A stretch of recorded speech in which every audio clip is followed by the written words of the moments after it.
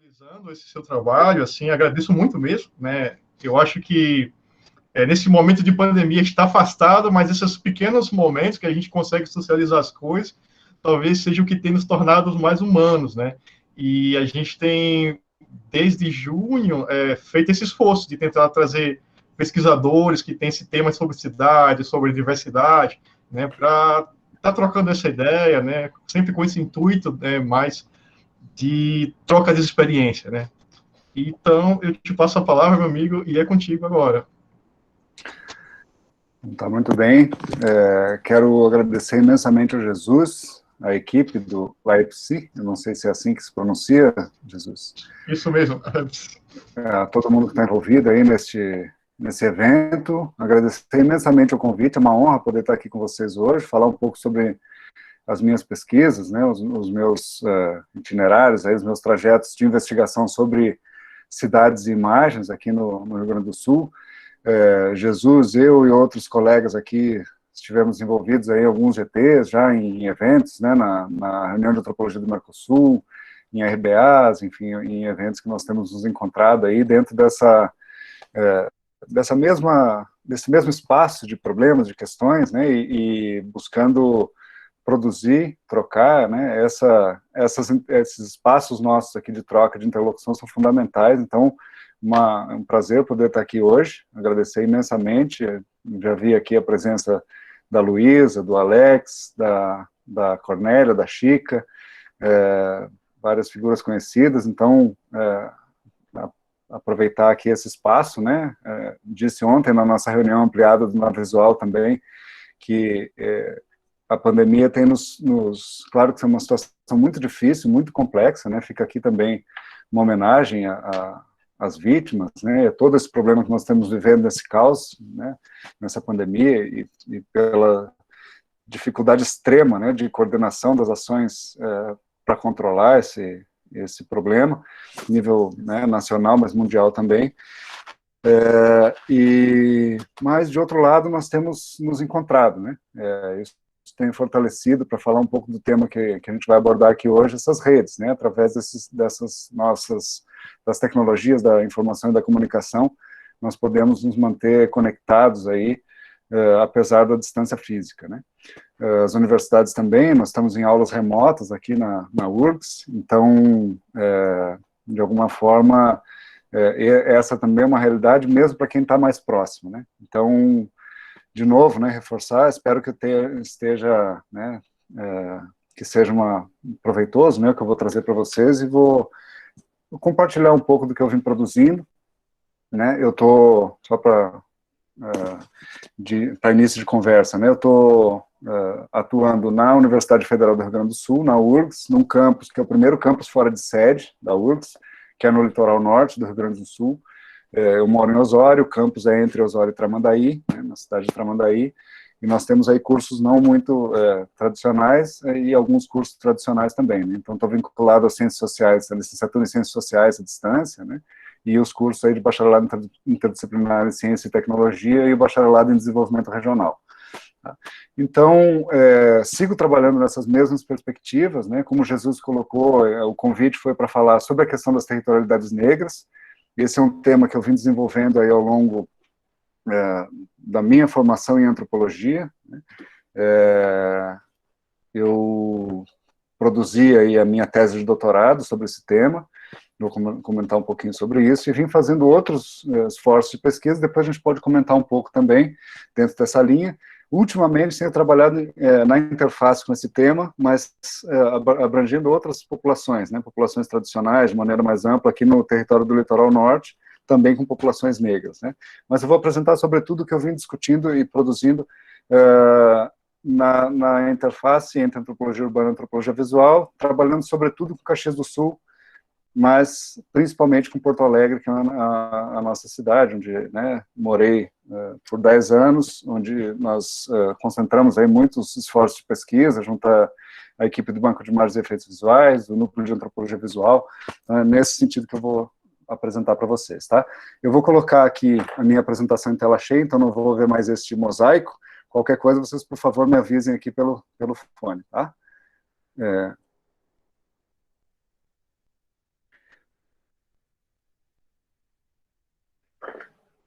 Então,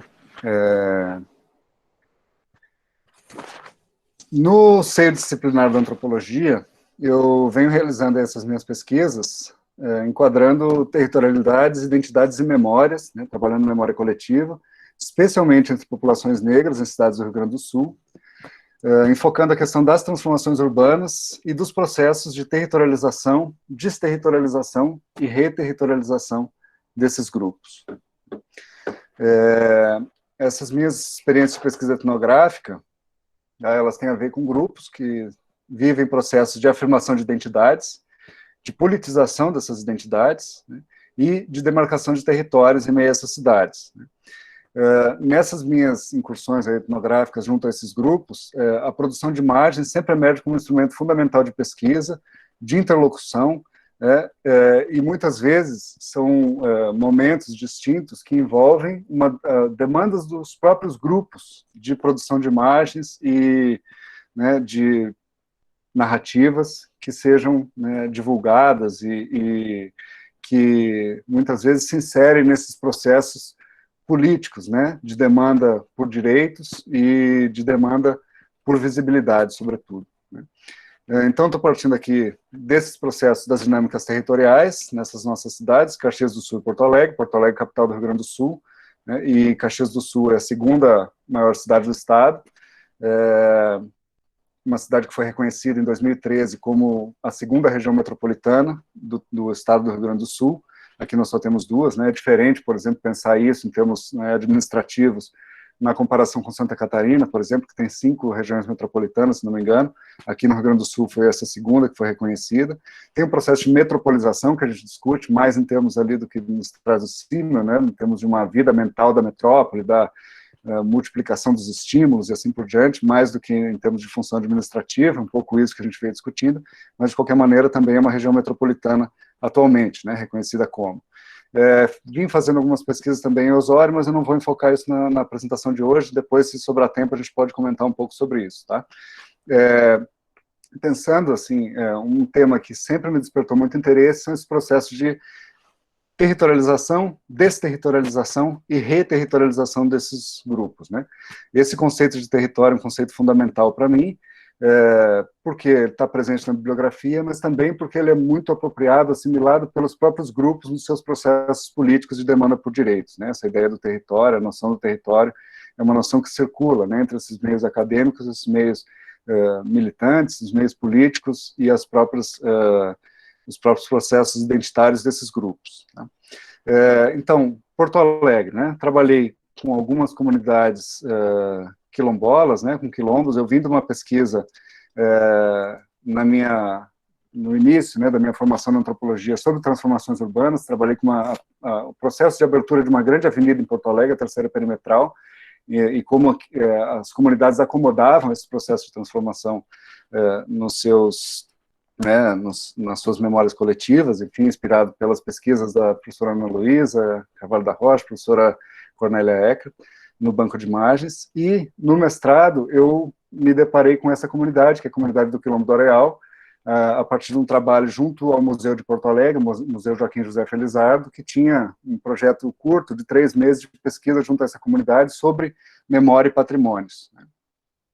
Eu entrei nessa equipe, nesse trabalho pontual, como antropólogo visual, e, enfim, me encantei com esse grupo, com essa comunidade, vindo imbuído dessa perspectiva de trabalhar com as dinâmicas temporais na cidade. Esse território, dentro de uma área como a Cidade Baixa, em Porto Alegre, né, um resto, um cantinho que parece que ficou ali, resistindo a todo um processo de transformação do território que existia na Cidade Baixa, né, uma transformação ao longo de todo o século XX, né, de transformação intensa, de abertura de avenidas, de alguns loteamentos que foram feitos, né, de alguns grandes processos muito drásticos, né, como o processo de remoção da ilhota, que removeu um outro bairro que era próximo ali a essa região e criou um bairro afastado da cidade, né, chamado Restinga. Então, alguns processos, isso dentro de um projeto chamado Projeto Renascença, nos anos 70, dentro de um programa, né, do governo militar na época chamado CURA, Comunidade Urbana de Recuperação Acelerada, né, então que removeu grande parte dessa população negra, né, eram bairros reconhecidos como territórios negros que foram tendo suas populações removidas, né, periferizadas continuamente ao longo do século XX. E essa comunidade é uma comunidade majoritariamente negra, que vive nesse beco, né, nessa rua sem saída, que eles chamam de avenida, né, eles chamavam de avenida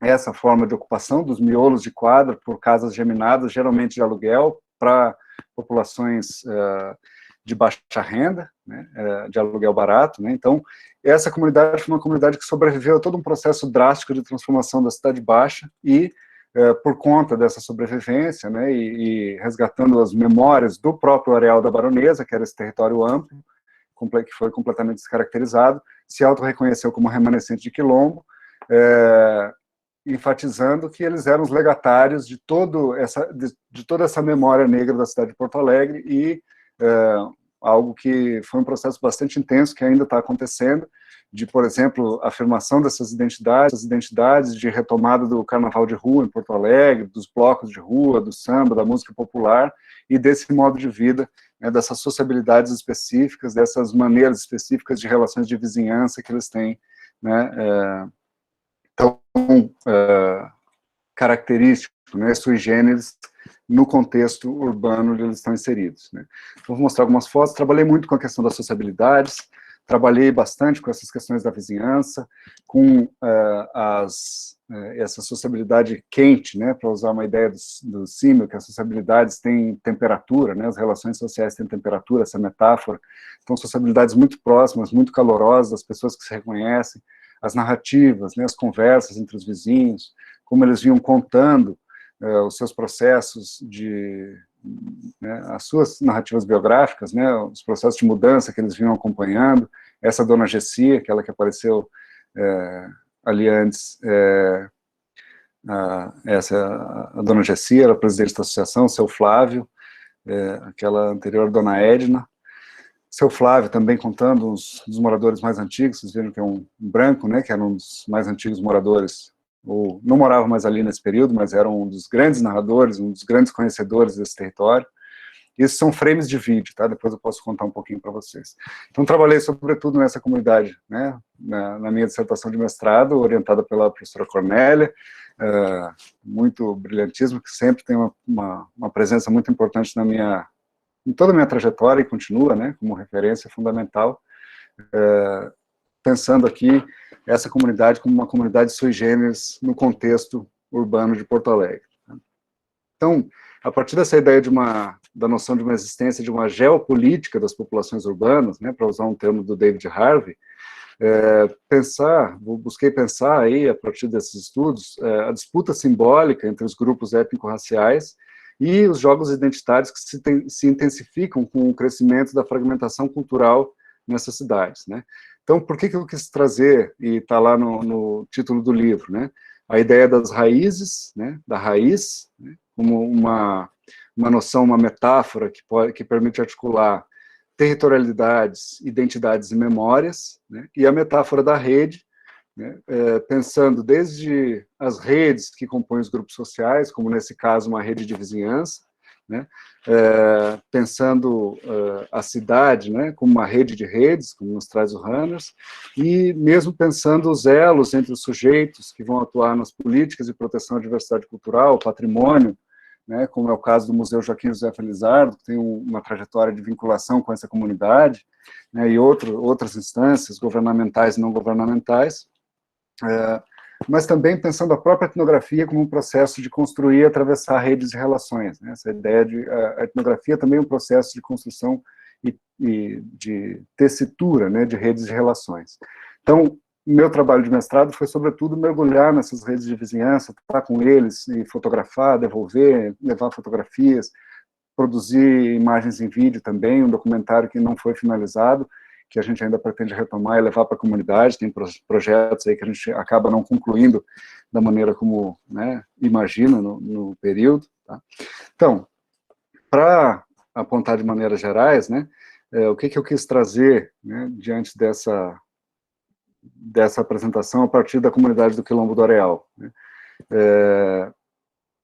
esse é o Andrei. Essas crianças hoje já são adultos, né? Dona Maria, que esses grupos, né, vão apresentar formas identitárias, né, fortemente territorializadas nas nossas cidades, né? A despeito de um discurso de desterritorialização contínua, de tudo, né, desse processo cada vez mais intenso de descolamento das comunidades em relação aos seus territórios, né? O papel da ancestralidade é fundamental também, principalmente para esses grupos afro-brasileiros, né? Isso é uma noção que é extremamente importante. Quando essa comunidade dizia, por exemplo, olha, aqui circularam grandes figuras de referência da comunidade negra, Mestre Borel, por exemplo, que é um senhor que vai aparecer nas próximas fotos, era reconhecido como alguém que esteve ali, não morou nessa avenida, mas morou no Areal da Baronesa, falavam muito de Leleco Teles, Bedeu, figuras de referência na música popular gaúcha, porto-alegrense também, falavam na presença, nas figuras míticas aí dos escravos, da chácara da Baronesa do Gravataí, que foi loteada para, né, ser transformada num loteamento, nesse loteamento que abrigou essas populações pobres logo antes e imediatamente após a abolição da escravatura também, né? Trazendo a importância desses processos de emergência de novas discursividades, de novas ações, no sentido de busca de visibilidade, né? De combater processos históricos de invisibilização, de estigmatização, né? E, pelo contrário, afirmar e positivar essas identidades. Tá? O que eu quero trazer aqui é que o que eu tento sustentar é que esses processos políticos, eles são sempre culturais, né? Porque são repletos de simbolismo, né? E expressam a demarcação desses pertencimentos, né? A constituição e reconstituição de fronteiras simbólicas, né? Que vão definir e dar forma a esses territórios em meio às nossas cidades contemporâneas, né? Então, trabalhei com diferentes escalas de análise, né, desde esses arranjos cotidianos, né, e as sociabilidades, as redes de vizinhança, e assim por diante, até cenários mais amplos em termos políticos e institucionais, que vão definir essas políticas de proteção à diversidade, né. E aí também, né, a gente tem que pensar coisas que estão aí, tínhamos aí como coisas extremamente já consolidadas e que nós vemos bastante ameaçadas no contexto atual, né, nessas pautas vinculadas a esses grupos. Então, dimensões em termos de cidadania e garantias de direito que estão se esvaindo de uma maneira extremamente abrupta e que é fundamental a gente ser capaz de uma mobilização no sentido de defender conquistas bastante importantes nesse nosso período recente. Então, trabalhando com essas noções, né, e aqui vou resgatar, isso aqui é um mapa de rede para pensar um pouco como a gente pode pensar a vinculação das imagens na pesquisa sobre os territórios urbanos, né. Esse foi um exercício que a gente fez numa disciplina de antropologia visual, ministrado pela Chica e pela Ana Luísa, né, e eu transformei isso num croquis aí com essas imagens. Então, pensando sempre no que a Ana Luísa e a Cornélia chamam de etnografia da duração, né? Pensando as figurações do tempo, né? Como nós vamos construindo tempos e ritmos de vida social, como essas configurações do tempo duram, pensando sempre na questão dessa dialética entre lembrança e esquecimento, né? Em termos de memória coletiva, e essas inspirações desses autores, né? Como Bachelard, Johan e assim por diante, né? Diante disso, pensar também os processos de duração no tempo desses fragmentos aí da vida nesse território, como o Areal da Baronesa, nesse caso, os acervos aí dos nossos interlocutores, que nos traziam algumas dimensões de persistência, né, dessas formas de vida coletiva ao longo do tempo, né. Então, aqui, por exemplo, a questão da religiosidade de matriz africana, que vinha muito nas narrativas desses antigos moradores, e dos carnavais, da música popular e assim por diante. Tá? Um outro grupo com o qual eu trabalhei bastante, num outro projeto, que entrou também, né, nessa discussão e está presente no livro, é o Quilombo da família Fidelis, que eu vou trazer aqui apenas como um contraponto, está numa região muito próxima da Cidade Baixa, em Porto Alegre.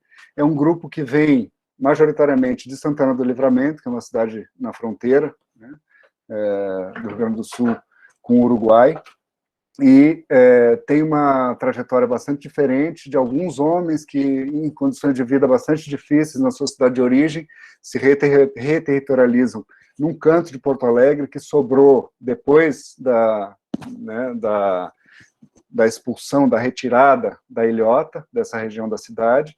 Eles entram ali naquele canto e vão chamando, acionando suas redes de relação, de parentesco, de vizinhança na cidade de origem, e acabam reformulando aí uma comunidade possível, uma territorialização possível aí dentro da cidade de Porto Alegre, e também se reconhecem como remanescentes de quilombo, pautados em outras dimensões que não são as redes de vizinhança, como é o caso, ou o modo de vida, ou o legado do Areal da Baronesa, como é o caso do Quilombo do Areal, mas nesse caso aí pensando sobretudo nessas trajetórias de algumas famílias que se reterritorializam na cidade de Porto Alegre, né, alguns troncos familiares. Então, relações, sim, de vizinhança, mas sobretudo de parentesco e seus vínculos com seus territórios de origem em Santana do Livramento, como, por exemplo, um território que aqui, esse de baixo, seu Jacques Fidelix, nos falava muito, que era o Rincão dos Negros, lá em Livramento, que nós fomos fazer uma visita com eles lá e fizemos algumas imagens também, né? Esse é o Sérgio Fidelix, filho do seu Jacques. Então, só para trazer um contraponto, né, uma outra comunidade com uma linguagem completamente diferente, acionando o mesmo dispositivo de garantia de direitos de território, que é esse autorreconhecimento como quilombo urbano. Tá? A partir disso, né, o que eu quero trazer é que esses grupos, né, eles trazem como discurso uma autopercepção enquanto grupos que têm uma distintividade cultural, né, que passa por uma dimensão étnica, em termos de uma origem comum, ou uma origem supostamente comum, como nos diz lá o Max Weber, né, quando ele define o que são comunidades étnicas, e que tem um critério racial também, né, como um sinal diacrítico, né, são comunidades majoritariamente negras, não exclusivamente negras, né, e que buscam, a partir dessa percepção, enquanto comunidade sui generis, singular, né, que viveu, né, e vive processos de opressão ao longo do tempo, de opressão histórica, e contínuos processos de desterritorialização forçada ou de iminente, né, desterritorialização, de expulsão desses territórios, vão tentar buscar a garantia do direito ao território a partir dessa pauta, né, desse autorreconhecimento como remanescente de quilombo, né, pensando o quilombismo aí como esses espaços de resistência, né, dessas comunidades, sem necessariamente um vínculo com escravidão, qualquer período como esse, né, naquela acepção que nos traz o Abdias do Nascimento. Enfim. Então, a partir desse contato com esses grupos, né, com essas duas comunidades remanescentes de quilombo,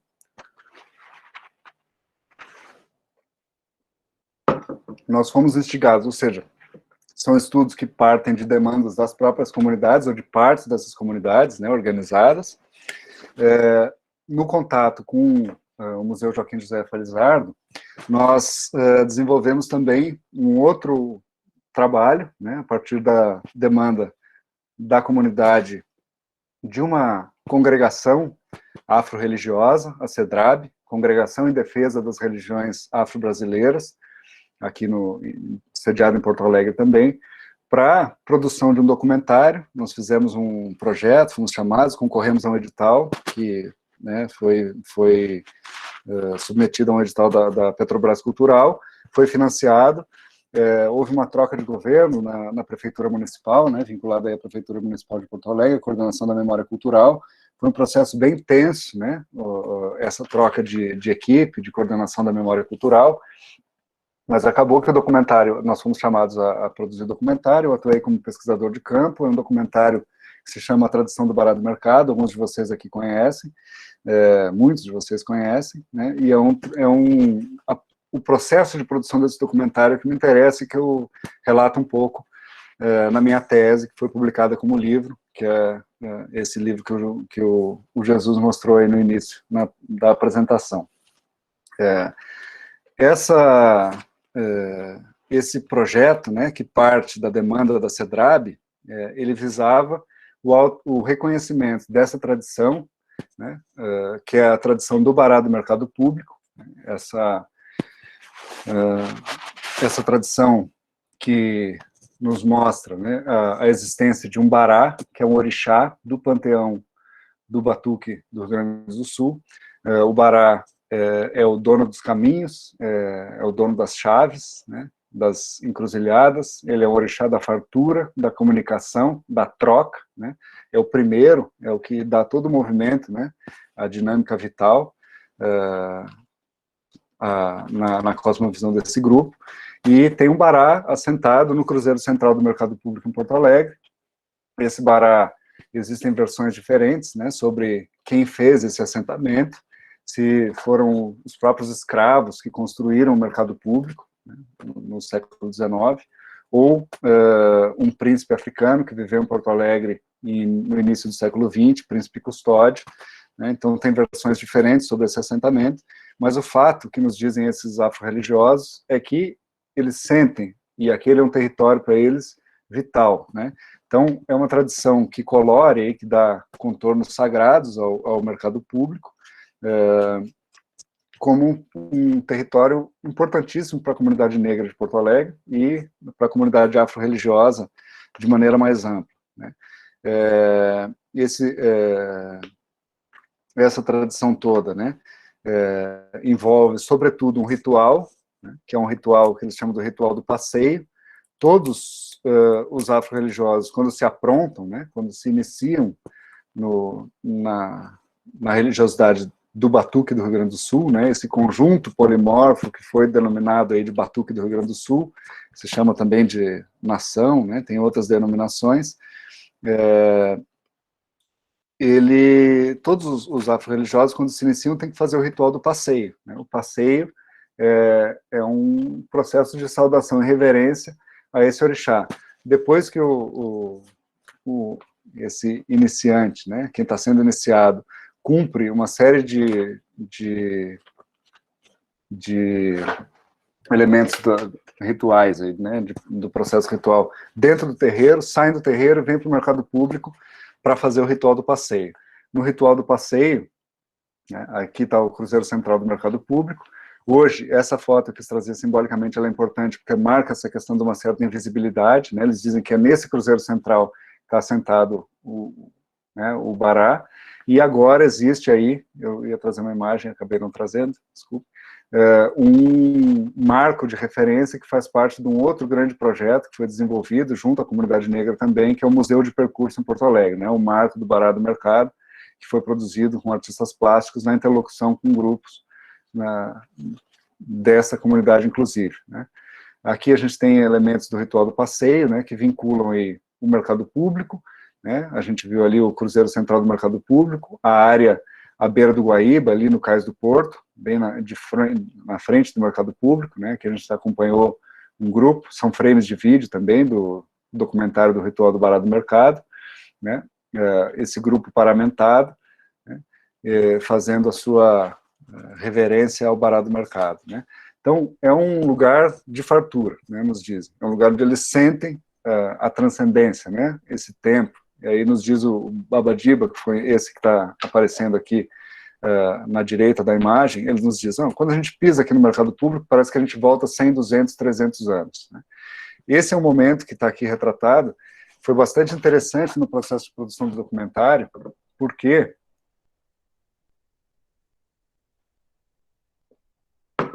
nós estávamos muito imbuídos dessa ideia de uma imaterialidade dessa tradição e dessa figura, né? Como retratar em imagens essa dimensão imaterial, intangível, né, dessa figura com uma força tão grande. Mas eis que um dos nossos interlocutores fundamentais nos apresenta nesse momento, que foi o momento que os afro-religiosos decidiram reunir muitas lideranças religiosas e o povo de santo em geral, né, acionaram as suas redes, e um desses nossos interlocutores fundamentais, o pai Nilson de Oxum, trouxe um dos seus filhos de santo, vestido aí, encarnando a figura do Bará, né? Então ele deu corpo e carne, né, nos dias o professor José Carlos dos Anjos, né, essa presença negra, esse sempre aí do negro no centro de Porto Alegre, né, encarnando no corpo desse jovem afro-religioso, né. Então, esse foi um processo que resultou no documentário, Tradução do Bará do Mercado, e em um livro de fotografias e textos, né, a professora Fernanda Rechenberg também fez parte, outros membros da nossa equipe aí também, Matheus Cunha, que era um filho de um afro-religioso, professor Arioro, tem outros pesquisadores e estudiosos aí envolvidos, né, e eu fiz um trabalho aí, né, de registro fotográfico, né, nesse processo. Deixa eu só controlar meu tempo, estou falando bastante, vou passar um pouquinho do tempo, já te aviso, peço minhas desculpas aí. Quando a gente começa a falar, é difícil a gente controlar um tema tão extenso, né, e que envolve tanto tempo de pesquisa. Vou dar uma acelerada aqui para a gente poder ter tempo de conversar depois. Então, vou mostrar para vocês algumas imagens que eu fiz, são imagens fotográficas, né, do ensaio fotográfico, sobre, né, o contexto de produção do documentário. Aqui está a nossa equipe, né, o Rafael Devos, que foi diretor de fotografia, opera a câmera, a Viviane, a professora Ana Luísa, mestre Borel sendo entrevistado, e uma filha de santo, né, pedindo ali, né, batendo cabeça para os orixás, né, saudando os orixás, no quarto de santo, né. Aqui, uma roda, né, isso foi interessante, tem vários processos bastante importantes, já apresentei em outros momentos, né, todos os processos, né, de produção de imagens nesse documentário foram muito negociados, né, até onde a gente podia ir, o que a gente podia mostrar, qual é a dimensão do segredo, o que pode ser revelado, o que não pode ser revelado. A própria mãe Norinha de Oxalá, né, hoje falecida, muitos dos nossos interlocutores faleceram, né, a maioria desses nossos principais interlocutores já fizeram sua passagem. A mãe Norinha de Oxalá nos dizia, olha, se a minha mãe fosse viva, a mãe dela, que era uma mãe de santo de referência do Areal da Baronesa, aquele território que eu comentei com vocês, morava bem próxima, onde é hoje o Quilombo do Areal, né, ela disse, se minha mãe estivesse viva, eu nunca estaria fazendo o que eu estou fazendo. Mas o nosso momento hoje é de mostrar que a gente existe, mostrar a força do batuque, da nossa religiosidade, mostrar a beleza da nossa religiosidade e a presença forte que ela tem aqui no Rio Grande do Sul. Então ela dizia, esse é um momento que a gente tem que mostrar, mas também não pode mostrar tudo. Mãe Norinha, por exemplo, não quis que nós gravássemos uma festa na casa dela, né, no seu terreiro.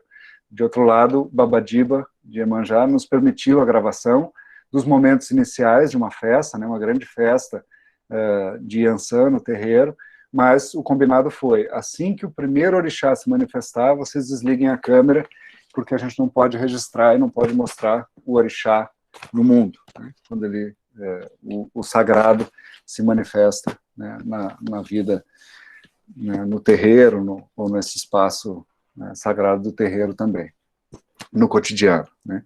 Então, trazendo aqui, esse projeto todo foi um projeto de afirmação dessa tradição do Bará do Mercado como patrimônio material, né. O mercado público já é reconhecido como um patrimônio material desde 1979, tombado, né, como patrimônio histórico, e essa tradição, a partir desse documentário e de outros trabalhos que foram feitos antes e depois, ela foi reconhecida também em 2013, como o mercado público foi inscrito no livro de lugares, né, pela equipe do Patrimônio Histórico, a EPAC, de Porto Alegre. Então, também tiveram êxito nessa batalha, e, sobretudo, né, é interessante a gente pensar por que o Bará e por que essa tradição foi escolhida por esse grupo como um símbolo, né, como simbolicamente um demarcador da presença da religiosidade de matriz africana na luta contra a invisibilidade, mas não só contra a invisibilidade, contra a intolerância e o racismo religioso, como nos traziam sempre os nossos interlocutores, né. Então, o que é importante trazer a partir desses elementos, né? A conexão entre terreiro e cidade, né? Aqui, os terreiros, né, e o passeio que é realizado dentro do terreiro, que termina no mercado público, né, a vinculação entre terreiro e cidades, tem muitos autores trabalharam. O professor Wagner Gonçalves da Silva trabalha muito com isso, né? Teve na minha banca de doutorado também. Isso aqui foi um momento em que eles, de uma marcha pela liberdade religiosa, né, que vincula também, saiu do mercado público e foi até o gasômetro, né, que é outro ponto de referência fundamental em Porto Alegre, um dos cartões postais, né, da cidade de Porto Alegre. Mostrando aqui para vocês as imagens. Aqui, né, alguns dos elementos aí mais simbolicamente importantes em termos arquitetônicos aqui da nossa capital do Rio Grande do Sul. E aqui, né, alguns dos nossos interlocutores aí, Mestre Borel e Paulinho, nome desse, que também já fez a sua passagem. Que é importante trazer, né? A pesquisa junto a esses grupos, ele tornou evidente a importância desse culto à ancestralidade em meio a essas formas religiosas, e essas identidades religiosas sempre se constroem remontando a essas linhagens imemoriais, as tradições e personagens que também são, né, a um só tempo históricos e míticos, né? Então aqui a metáfora do enraizamento, do fincar raízes, ela se revelou extremamente importante, né? Essa expressão, plantar um axé, né, o axé como energia vital, esse fluxo que dá sentido a toda essa simbologia, toda a ritualística religiosa, né, essa energia que pode e deve ser plantada, né? Então, essa metáfora que indica que a energia precisa ser cultivada, precisa ser semeada e cultivada para dar os seus frutos, né? Os orixás são plantados nos terreiros, são plantados em lugares da cidade e no mercado público. O mercado público é um território central para esses grupos, né? Agora, recentemente, o mercado público também está vivendo um outro projeto, né, ameaçado num projeto de privatização, né, de concessão à iniciativa privada, e esses grupos também, novamente, estão mobilizados para conter esse avanço, né, manter o patrimônio público, né? Isso é uma outra bandeira que também, uma outra face dessa mesma luta, né? Para fazer um contraponto rápido, eu vou trazer... Estava residindo em Caxias do Sul, enquanto fazia meu doutorado, dando aula no Instituto Federal do Rio Grande do Sul, em Caxias, né? E uma provocação do professor Rubem Oliven, que foi meu orientador de doutorado, né? Também com uma trajetória imensa de produção sobre os grupos urbanos e essas disputas, tensões simbólicas, essa dimensão identitária, essa questão da invisibilidade, né, das tradições, enfim, toda uma trajetória que foi uma figura fundamental também na formatação desse trabalho e dessa maneira de pensar. Nós fomos fazer, não uma etnografia multissituada, mas pensando Caxias do Sul como uma cidade que era sui generis, porque tinha como pano de fundo esse discurso da italianidade, né, a presença dos imigrantes italianos e descendentes de imigrantes, que tornavam ainda mais invisível essa presença negra. Então, aqui algumas imagens históricas, né, eu quis trazer essas imagens de acervo anteriores, aí, que mostram a presença negra, essa é uma fotografia de uma metalúrgica dos anos 50, né, essa aqui é uma fotografia anterior ainda, dos anos 30, né, que mostra a presença de trabalhadores negros junto a esses descendentes de imigrantes brancos, né. Eles nos falavam muito, né, por exemplo, um interlocutor muito importante para mim foi Mestre Brasil, que era um mestre de capoeira, atuante também, militante do movimento negro em Caxias do Sul, que teve, né, à frente da coordenação da Coordenadoria de Igualdade Racial, e buscando, né, interlocução com uma série de intelectuais locais também, vinha trazer a presença desses negros, por exemplo, na abertura, na chegada da ferrovia, na chegada do trem em Caxias do Sul, que, né, rompeu as distâncias aí e aproximou muito a capital da região da Serra e trouxe a presença desses imigrantes, né, desses descendentes de africanos e afro-brasileiros, né, nesse contexto tão marcado de afirmação da italianidade, né, que se dá, sobretudo, a partir dos anos 70, né, essa afirmação da italianidade, a positivação dessa italianidade, e, aos poucos, ela passa a abrir espaço para um questionamento por parte desses grupos que vão trazer, né, a presença negra também muito antiga nessa cidade, né, em Caxias do Sul. Por exemplo, um território, né, o 1º de Maio, um bairro com população, né, fortemente negra, outro bairro que era o Burgo, também caminhamos por lá com alguns desses nossos interlocutores. Mas para fazer um paralelo com o Bará do Mercado, que foi o que eu trouxe aqui para vocês, nós tivemos, por parte desse pai de santo, o pai Ademir, hoje está residindo em Curitiba, né, um convite para acompanhar também, bastante próximo ao Mestre Brasil, que era o mestre de capoeira, o ritual de lavagem das escadarias da Catedral de Caxias do Sul, né, inscrevendo simbolicamente a presença das religiões de matriz africana nessa cidade da Serra Gaúcha, né, esse é o pai Ademir, em alguns momentos aí de interlocução com ele também, e esse processo aí de ritualização da presença negra no coração da cidade, na Praça Dante Alighieri, a gente sabe, né, a praça que é o coração da cidade, a partir dela foram traçados aquele traçado ortogonal dessa cidade colonial na Serra, né, a cidade de colonização italiana na Serra, e aqui alguns momentos aqui do ritual de lavagem das escadarias, né. A partir do modelo baiano, né, de lavagem das escadarias do Nosso Senhor do Bonfim, o pai Ademir e outros interlocutores aí buscavam aí mostrar a presença da religião de matriz africana e a força que tinham esses grupos nessa cidade serrana, né? Então, para fazer esse contraponto, né, uma cidade que tem como um discurso muito grande, né, arraigado de italianidade, né, a gente ouve muito isso, eu ouvia bastante, né, famílias italianas e em contraposição às famílias ditas brasileiras, né, essa questão de uma invisibilidade ainda maior da população negra. Vocês veem aí, tem a presença de muitos brancos, né, em meio a essa religiosidade afro-brasileira. O que o pai Ademir nos trazia era que ele tentava buscar, né, mostrar essa presença e a presença negra, mas muitas vezes ele não era capaz de trazer essas pessoas para a rua, porque essas pessoas tinham muito receio de se colocar e se expor da forma como ele e alguns outros conseguiam, né.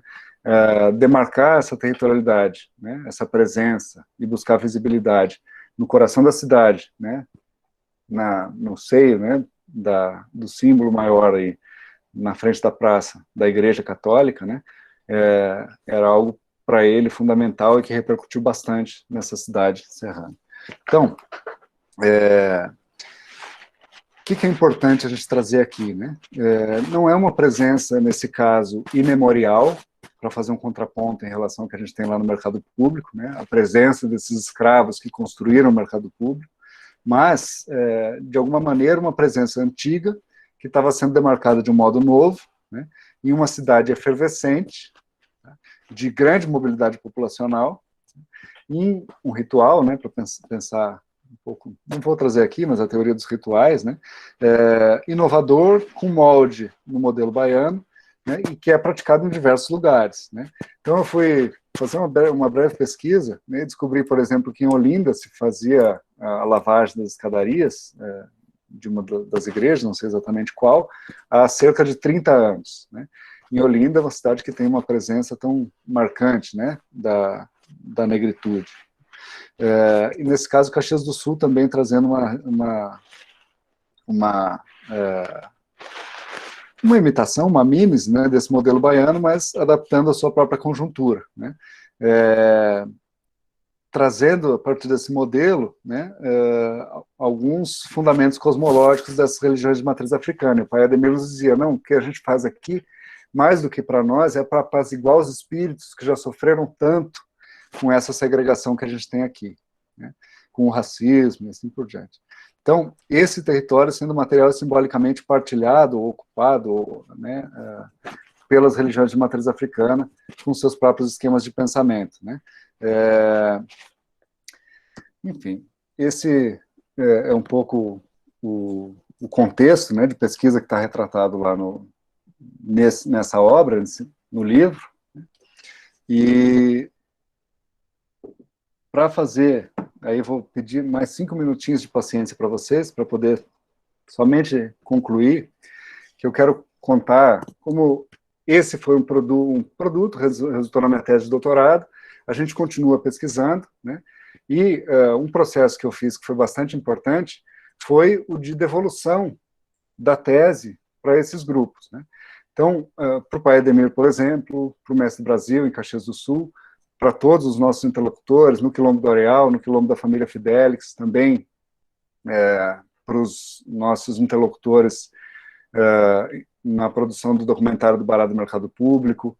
Mestre Borel já tinha falecido, né, a minha interlocução foi com o filho dele, o Pingo Borel, que está dando sequência a esse legado todo dele. Mestre Borel, que era um grande tamboreiro aqui no Rio Grande do Sul, né, Alabê, muito reconhecido no Rio Grande do Sul, mas também no Brasil e fora do Brasil.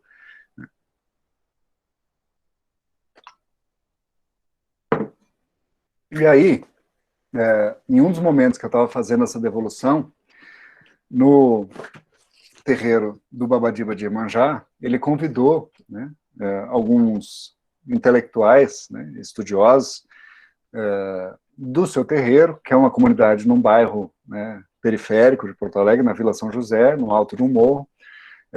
E aí, o que eles adotaram como prática bom, se vocês fazem uma banca na academia, nós vamos também fazer uma banca no terreiro. E aí eu fui submetido a uma banca dentro do terreiro, né, por alguns dos membros dessa comunidade, que leram o trabalho e fizeram uma arguição, me ajudaram muito a elucidar alguns pontos, na própria revisão da tese, né, para ser enxugada nesse formato de livro, né, para se tornar mais palatável, foi bastante importante. E aí, essa comunidade, enquanto eu estava nessa banca, após a banca, convidou para fazer um registro também desse festival, né, que é em 2015, que é o Rigongo, né, uma mostra de cultura negra e uma festa do vovô Cipriano de Angola, né, nesse caso, um preto velho, né, nesse terreiro, que também, além de cultuar os orixás, também cultua, né, os pretos velhos e faz rituais de Umbanda. Então, fiz, né, aqui o Babadiba, um registro, né, bem simples, com o que eu tinha, com o equipamento que eu tinha, do festival, dessa comunidade, né, mostrando um pouco dessa diversidade toda que eles têm lá dentro. Essa demanda, essa é a Nina Fola, uma grande parceira, hoje está fazendo doutorado em Sociologia na URGS, um trabalho incrível, né, artístico, cantando, tocando tambor.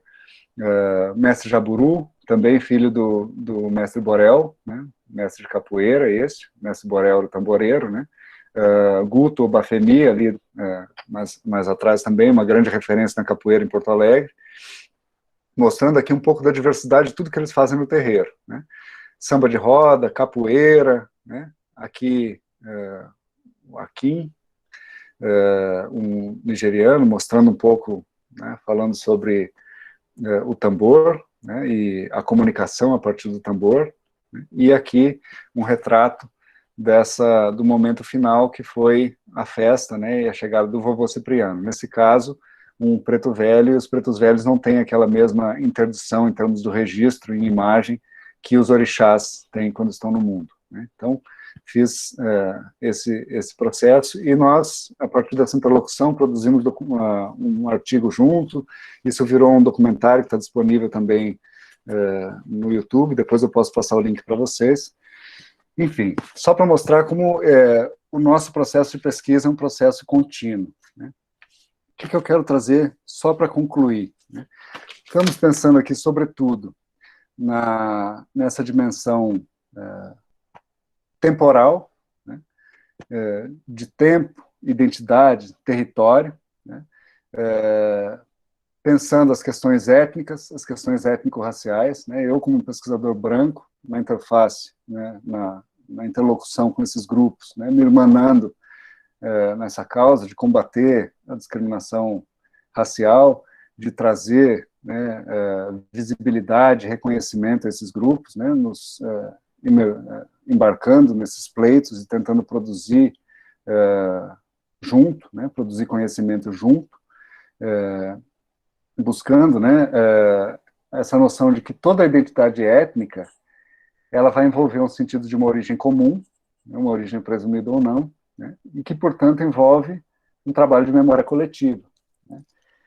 Esse contexto político de discussão das relações étnico-raciais, né, em escala nacional e mesmo supranacional, vai estar em uma ligação direta com as interações sociais, com a mobilização desses grupos e com a negociação, com os processos de negociação das fronteiras étnicas, também nesse nível microsocial, né? Então, tentar pensar essas escalas foi um pouco do que eu quis trazer para vocês e articular esses diferentes territórios, né? Esses movimentos de afirmação de identidade desses grupos urbanos vão conduzir, por fim, né, para terminar, a uma própria revisão dos mitos de origem dessas cidades, né? Pensando os mitos fundacionais em termos de Gilbert Durand, né? Repensando esses mitos de origem nos seus contornos étnicos. Por exemplo, essa questão da invisibilidade social e simbólica dos negros, né, no sul do Brasil, que o Rubem nos traz tanto, a questão do mito, né, da origem açoriana, ou dos casais açorianos de Porto Alegre, ou dessa quase que exclusividade da italianidade em Caxias do Sul, como nos dizia o mestre Brasil, né, os primeiros trabalhadores de Caxias do Sul foram os escravos que prepararam o terreno para a chegada dos imigrantes, né, e não os próprios imigrantes. Então, por fim, dizer que algumas dessas populações negras, urbanas, aqui no sul do Brasil, né, sempre mais sujeitas a processos de desterritorialização forçada, né, têm desenvolvido formas de territorialidade muito específicas, por vezes de raízes bastante profundas, e que sempre, né, como a gente viu aqui, estão orientadas para a ancestralidade, né. Esses processos todos estão se dando em um contexto político de emergência de outras discursividades, né, do descortinamento de uma diversidade cultural forte e presente, ainda que velada. Né. Esses amplos processos identitários, como eu falei para vocês, estão sempre sob risco, né, e cabe mais do que nunca nós estarmos articulados junto a esses grupos, e, né, tentando produzir conhecimento e visibilidade nessa interlocução. Ok? Peço desculpa se me estendi, Jesus, vou voltar aqui. Era isso que eu tinha para apresentar. Tranquilo, tranquilo. E muito boa apresentação, Olavo, assim, o que eu posso dizer, né, depois disso?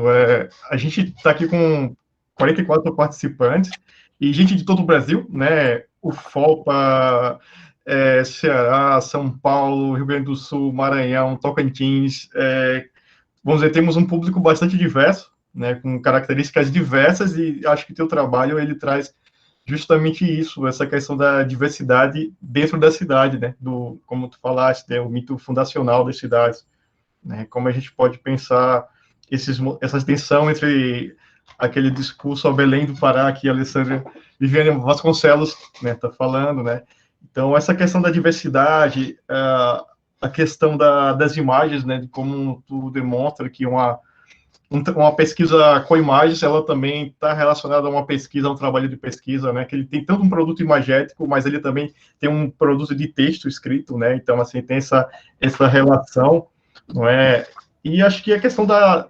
visibilização, para mim, é o que, assim, é o mais forte, assim, né, que a gente vê, né, e até se identifica, né, porque ver essas manifestações, como a Glenda aqui falou, que acontece em São Luís, que acontece em Olinda, e que acontece também no sul do país, né, isso meio que, voltando lá, aquela coisa mais freiriana, traz um sentimento de identidade, assim, né, principalmente nesse momento tão complicado que a gente vive, esse momento político, né, eu acho que esses elementos que unem a gente, eles têm uma importância muito grande, né, e essa relação, essa tua inserção em campo, essa relação de, né, eles demandarem um documentário, né, e você está produzindo sob demanda, esse tipo de relação que é próprio da antropologia, isso é lindo demais, né, de observar e de escutar relatos assim, né. Mas, enfim, não vou falar muito não, que eu sou muito envolvido com o tema também, né, mas eu vou passar aqui para, por exemplo, a Glenda Moreira, ela fez aqui uma questão, não é, que que é a seguinte, né? Ela pergunta como é que foi o processo para o uso das imagens, né? Elas foram levadas à comunidade para uma escolha coletiva, né? Ou a seleção foi feita de modo mais individualizado através dos representantes da comunidade? Seria... Já respondo? Sim, sim. Então, quero agradecer pelos comentários. Jesus, desculpem, eu tinha preparado aqui para falar no máximo meia hora, acabei passando quase, né, 15 minutos do que eu tinha preparado, mas enfim, porque o tema, a gente é muito apaixonado com o que a gente faz, né, e acaba, né, se passando no tempo. Mas, então, agradecer pelos seus comentários. Jesus, eu acho que você é uma pessoa que né, tem sido muito próxima aí nas produções, e seguiremos trocando com certeza. Para responder para a Glenda, né, eu trouxe aqui, isso talvez por isso eu tenha demorado um pouco mais também, na apresentação, momentos de processos de pesquisa etnográfica muito distintos, né. Então, por exemplo, no Quilombo do Areal, aquele projeto era um projeto vinculado a memórias e patrimônios dessa comunidade, né, era um projeto que envolvia historiadores, envolvia arqueólogos, e eu entrei como antropólogo visual para produzir imagens. Teve uma fotógrafa que deu uma oficina de fotografia, algumas das imagens ali mostram os jovens fazendo fotografia ainda não era digital, era fotografia analógica também, as câmeras eram de fotografia analógica, foi em 2004, se não me engano, esse início de trabalho de campo. E eu gravei em vídeo também, e isso foi sempre negociado, mostrado para a comunidade, eles assistiam, né, e a gente discutia junto. Essa ideia do retorno, né, a partir das imagens, e o que esse retorno, né, nos traz em termos de abertura de novas possibilidades, eu acho que é incrível, né, isso mostra um pouco a força da produção das imagens, né, e do reconhecimento que as pessoas têm em relação a isso que a gente produz, né. No caso do documentário do Bará do Mercado, foi um processo de negociação contínuo, né, essas pessoas faziam parte parte das nossas reuniões de equipe, muitas vezes, né, com a equipe de coordenação da memória cultural, às vezes, na equipe que produziu o livro de textos e fotografias, né, então a gente estava sempre junto, mas momentos específicos de mostrar para eles as imagens que eram produzidas. Então, por exemplo, só para ter uma noção, né, bom, como a gente vai fazer esse documentário? Não, o documentário tem que ter entrevista, narrativa, eles queriam que as pessoas falassem, queriam espaço para falar. Bom, vamos entrevistar quem e quantas pessoas? Não, tem que ser 7. 7 é o número do Bará, né? O número mítico do Bará é 7. Então tem que ser 7 interlocutores. Tem que ter homens e mulheres, tem que ter pessoas mais velhas, tem que ter pessoas negras, mas também não só negros. Então eles foram nos ajudando a definir isso e nos indicando quem seriam as pessoas que a gente deveria conversar para compor, né, esse trabalho. Algumas pessoas a gente não conseguiu, algumas se negaram a fazer, a gente ia traçando estratégias, né, para isso. Então, por exemplo, que momentos a gente vai ter que gravar? Vamos gravar uma festa. Não, mas lá no meu terreiro não dá, porque a gente já teve problema com isso, então não vai ser possível. E aí até que o Babadiba, por exemplo, nos permitiu gravar a festa de Iansã, até o momento em que o primeiro orixá se manifestasse, ali ele ia fazer um sinal, a gente ia guardar todo o equipamento. Então isso foi super negociado. De outro lado, tem uma mãe de santo que aparece no documentário também, que é uma interlocutora já falecida, Mãe Maria, que ela é catarinense, veio morar em Porto Alegre, mas ela teve um processo de formação muito diferente, que ela foi se iniciar no candomblé na Bahia, e ela voltou para exercer sua religiosidade no Rio Grande do Sul, e ela era uma mãe de santo de candomblé. E no candomblé, esse interdito de não poder registrar o orixá no mundo não existe. Então ela permitiu que a gente gravasse um momento, inclusive, em que Oxum estava presente no espaço público, inclusive. Né? Então, isso foi sempre muito negociado, o que a gente pode mostrar, o que a gente não pode mostrar. Isso foi exibido para o grupo. Claro que eles tinham também divergências internas, e o nosso papel era muito de fazer essa mediação. Né? Então, a direção da Ana Luísa, né, da professora Ana Luísa, foi fundamental, e no meu caso, a minha participação nesse projeto todo foi como pesquisador, né, pesquisador de campo, né, do trabalho de campo, de visitar as pessoas, de fazer, né, esse contato inicial, de conduzir as entrevistas também junto, enfim. Então, todo o processo foi negociado o tempo todo, né. O que eles reclamavam muito, que no final, as cópias dos DVDs acabaram não chegando, teve um problema na relação com a própria prefeitura de Porto Alegre naquele período, né, naquela época. Então, conosco, tudo foi super negociado, mas às vezes a questão institucional ficou muito prejudicada. Foi muito difícil, uma comunidade que tem muitas tensões internas também.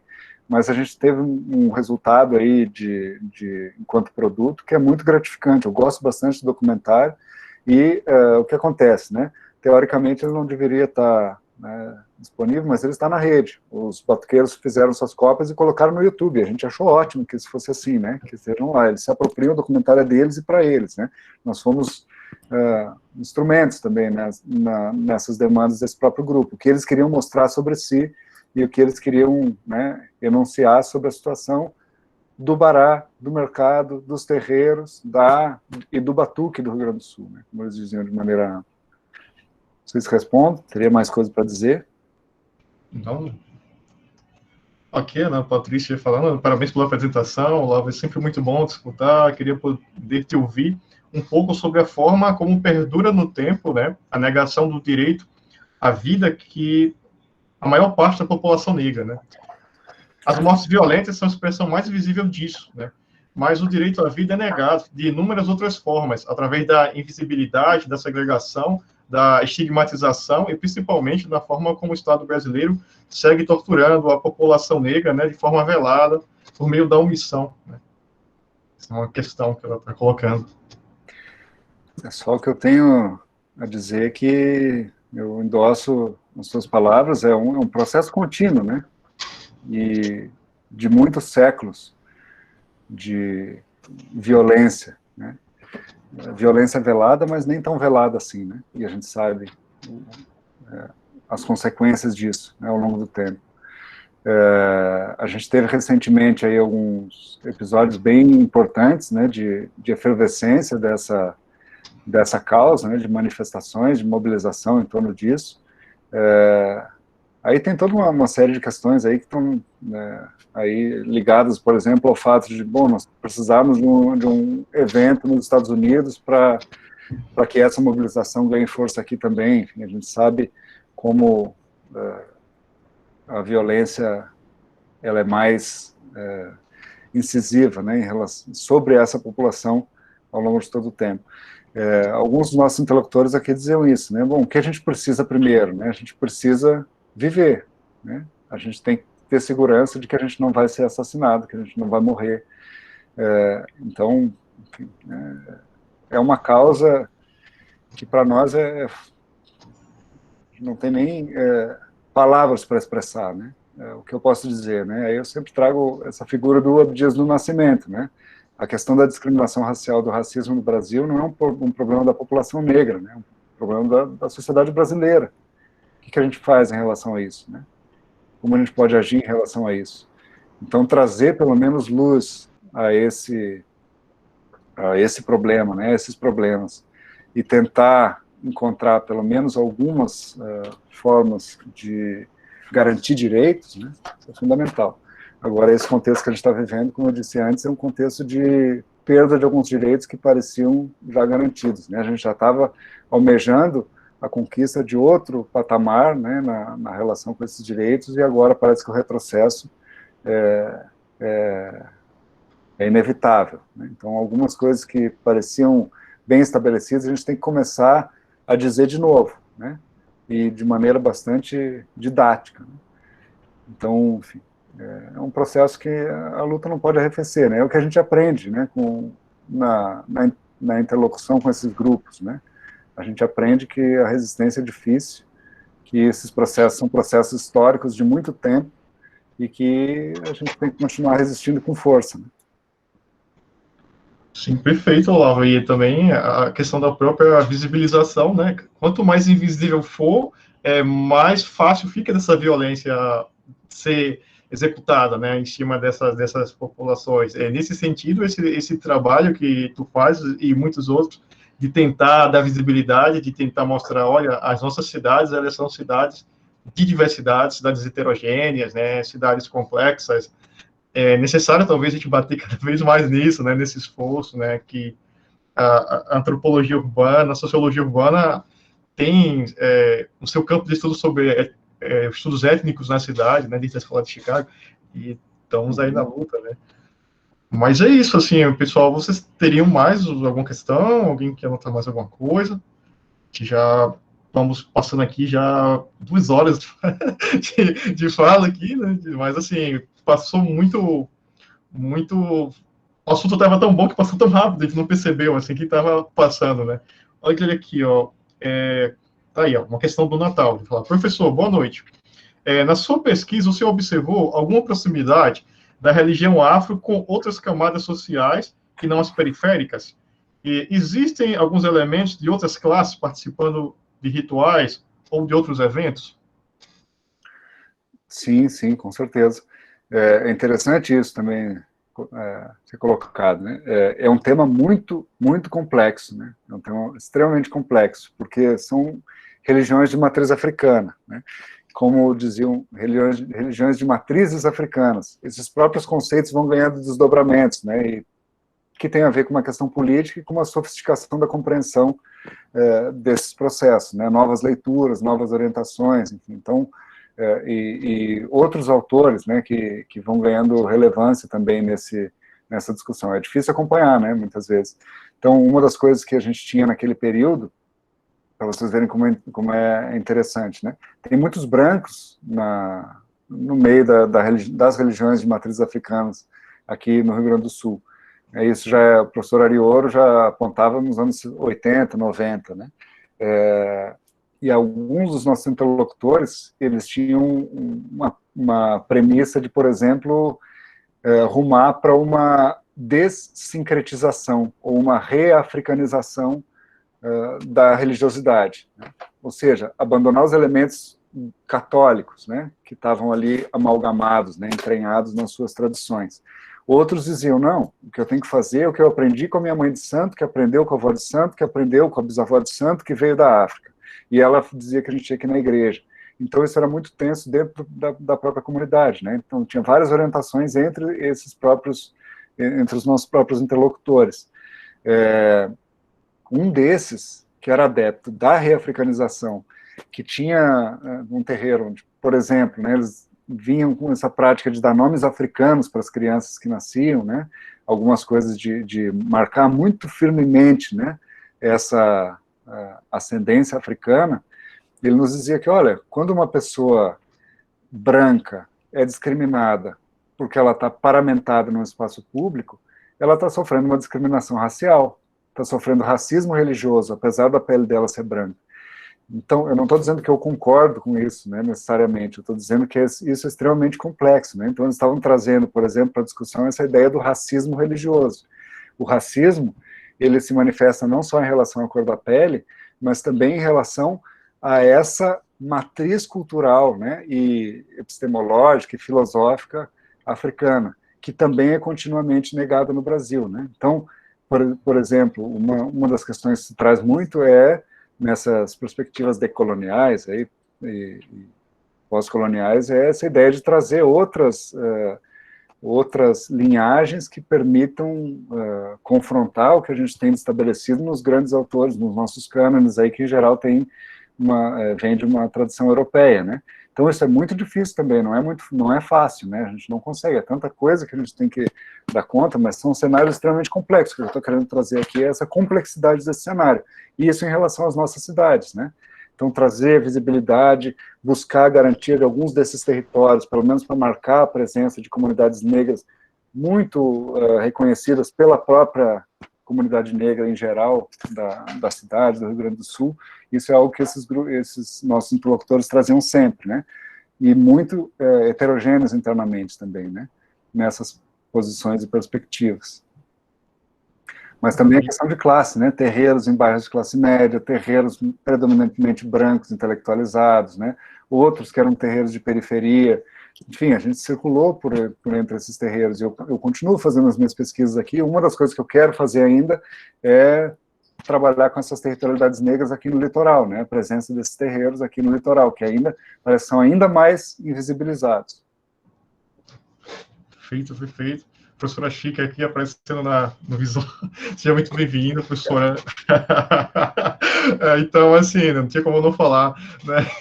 Enfim, muito obrigado, assim, Olavo. Eu te agradeço muito, assim, a tua disponibilidade, esse teu esclarecimento, salva de palmas, né, para o nosso colega aqui, né, socializando essa pesquisa com a gente, né, e, assim, agradeço a participação de todos, né, essa presença em massa.